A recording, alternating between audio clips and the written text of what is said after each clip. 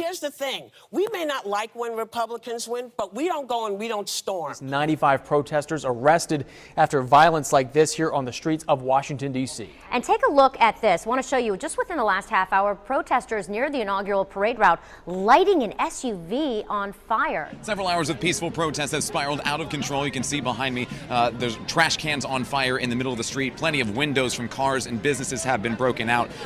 Police in riot gear moved in multiple times to try and get a handle on all this chaos. This is all happening just blocks away from the inaugural parade. It was clear from the beginning this group of protesters, dressed in all black, most of their faces covered, was going to be different. They didn't want to be photographed, and the destruction escalated. Here's the thing. We may not like when Republicans win, but we don't go and we don't storm.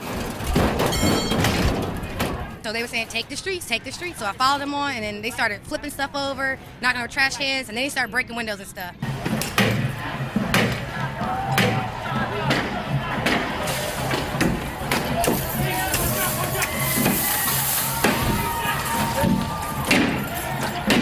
The thing. We may not like when Republicans win, but we don't go and we don't storm. I saw somebody coming, so I stopped and went like that, and it was a brick.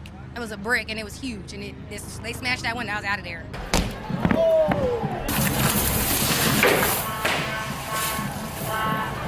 People were trapped inside the Starbucks as windows were smashed out. Their terrified faces tell the whole story. Riot police moved in, scattering the group.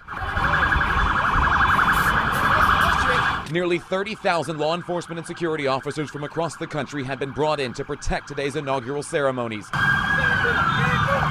Here's the thing. We may not like when Republicans win, but we don't go and we don't storm. Reports say that at least 30 people were arrested in New York for disorderly conduct. Wow. In Los Angeles, more than 100 protesters shut down a major highway. And in Seattle, a crowd estimated at several thousand people marched and chanted, "Not my president." We'll have much more on the day's top political headlines. January 6th is something I have a really hard time moving beyond from. And I say that as a constitutional conservative, which is what you pride yourself in being. How can you be okay with the undemocratic action of trying to disenfranchise 80 million voters? They're about to breach the back gate. You're taking heavy rock. Third precinct is up in flames. Minneapolis is waking up to a lot of its buildings on fire. You saw chaos just erupt. Fires are still burning. We are seeing looting throughout the city. Bricks are being thrown at police officers. We are seeing increasing violence amongst protesters throughout the country. Cities are erupting into chaos and violence. January 6th is something I have a really hard time moving beyond from. And I say that as a constitutional conservative, which is what you pride yourself in being. How can you be okay with the undemocratic action of trying to disenfranchise 80 million voters? Oh, no. Oh, no. Oh, no. Hello? Hey, I'm in the wrong Springfield.